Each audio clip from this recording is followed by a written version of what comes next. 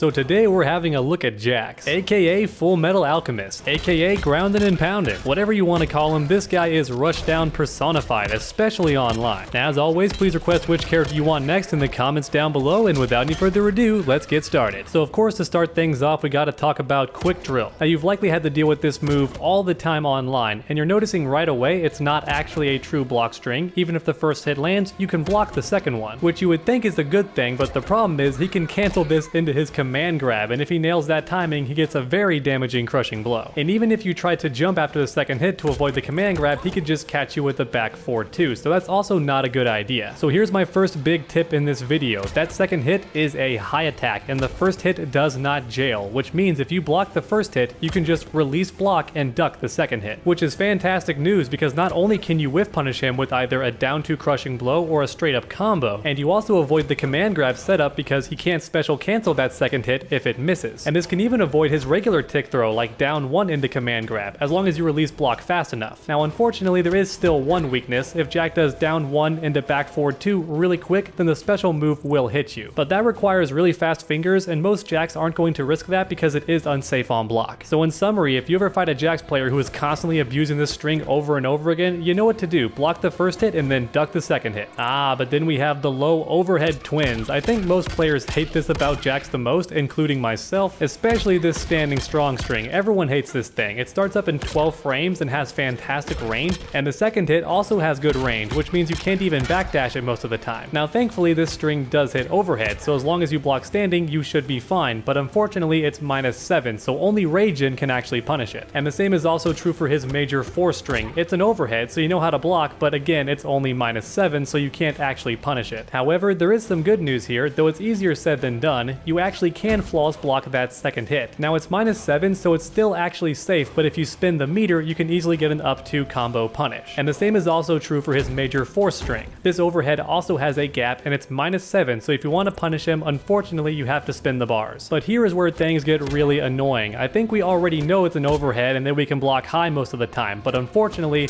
there's also a low option, and the timing is almost the exact same, especially for standing strong. So the overhead here is 18 frames. The low is 15 frames. Now maybe you could fuzzy guard that if you practice over and over again, but it's going to take a lot of practice. So not only do you have overheads that can heat him up very quickly and also knock you down, which are also safe on block, but you also have this low 50-50 to worry about, which is of course very frustrating. Now the good news is, if you do ever block this low, check it out. -20 on block, and the same goes for this string. It is also -20 on block, so these lows might be a bit more rare and a bit tougher to see coming, but if you do guess correctly or just nail the fuzzy guard timing, you get a full combo punish no matter what. However, do keep in mind that Jax does knock you pretty far away, so you want to do a far-reaching high attack or a far-reaching mid attack, because a regular fast punish is not going to work. So that's Jax's 50-50 nonsense in a nutshell. The overheads are far more threatening, but even so, if you want to punish them, it's way tougher to do. You have to flawless block and also spin a meter. Whereas the low attacks, by contrast, aren't nearly as threatening because they don't heat him up and they don't do as much damage either. But if you do block them, it's a much easier punish and doesn't cost you any meter. So when it comes to blocking this stuff correctly, you either learn the fuzzy guard timing or you learn how the Jax player themselves likes to operate. For me personally, I learned that most of them pretty much always go for the overhead, and the good news is the overhead is -7, which means they give up their turn. So anytime you block these overheads online, make sure to do your fastest mid right away. And next up, let's talk about sleepy time. Yes, Jax has one more low, which is of course very frustrating, but here's the good thing. It starts off low on the first hit, and Jax does not have any overheads on the first hit, which means as long as you block low for the first hit, this thing can never touch you. Just make sure to stand block right away because there might be some overheads coming. And then if the Jax player is foolish enough to dial in the entire string, it's a full combo punish because they're -16 on block. But then we have Get Some. This thing is the bane of my existence. I have no problem with the final hit because this time he doesn't actually have any low mix-ups. I can expect the overhead. You expect him to finish the string with the overhead, but nope, he just does the 2 mids again. That to me is the most frustrating thing. However, once you train your eyeballs to realize he's not doing the 3rd string, you can go for your fastest mid, and if he goes for this string again, he'll get counter hit every single time. And keep in mind that final hit has a flawless block gap just like all the other overheads, but if you want to punish it, you have to spend meter on an up 2 reversal. And then finally we have Get Out of Here. So this one is very important, so listen up. That second hit is super good on block at +9. That's important to take note of, but here's the good news. It is a high attack. So if you ever see this knee,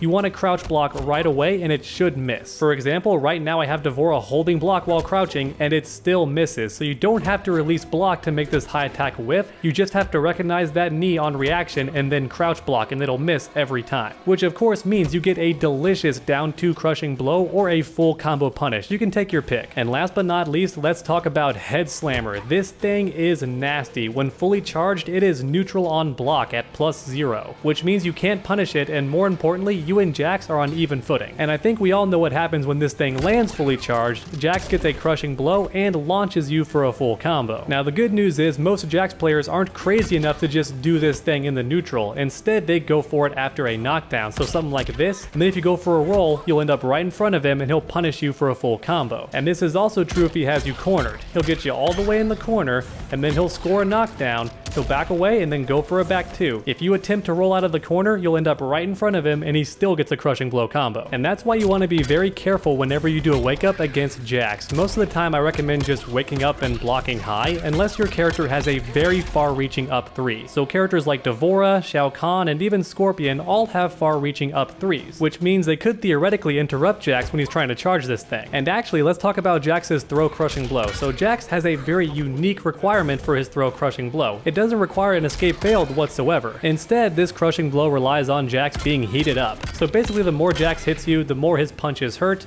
and the more you get hurt, the more his arms glow. And once they've glown a certain amount, if he forward throws you, he gets that crushing blow. But that's the important thing to keep in mind. It only happens on the forward throw. So whenever you see Jax's arms getting heated up, just keep in mind a forward throw might be coming, which means you want to mash 2 whenever he tries to throw you. And even if you do guess wrong, there's no penalty for an escape failed against Jax, and all he gets is a back throw, which as you can see puts some pretty good distance between you and him. Okay, so now it's time to talk about the individual variations. First up, we have Hunker Down, so the gotcha grab. This thing is pretty brain dead and a great way to end all of Jax's combos. Now thankfully, it's a high attack, so he can't actually use it to catch you if you neutral duck. However, in the corner is where this thing gets very scary because he'll just throw you against the wall, and as you can see, he is +17. So now that you've seen that number, you know for a fact that you can't press any buttons whenever Jax throws you at the wall. Because if you do, you're gonna get counter hit every single time, so just be patient and expect the throw. Because chances are Jax just landed a big combo and he's heated up. And next up we have the quad grab, which we already talked about a little bit. The main idea here is to always block this first down 1 and then neutral block right away, because if he tick throws into this, you'll dodge it. And then if he goes for the high attack, he can't even cancel it anyway, which means a full combo punish. So as long as you do all of that consistently, the only time Jax can land this is just in the neutral or on your wake up, which is still very scary, don't get me wrong. But the good news is NetherRealm actually made this crushing blow much tougher to get. And then we have stiff arm, so this is actually not unique to Hunker Down, but I wanted to take this time to talk about it. So normally this attack is just a far reaching mid, and if you block it, it's actually very punishable. But the reason I wanted to bring this up is because if he amplifies it, even though that second hit misses, he's still unpunishable to my knowledge. And to prove it, I'm gonna go ahead and play as D'Vorah and see if I can even punish this thing, because I swear it's not punishable. But let's go ahead and see.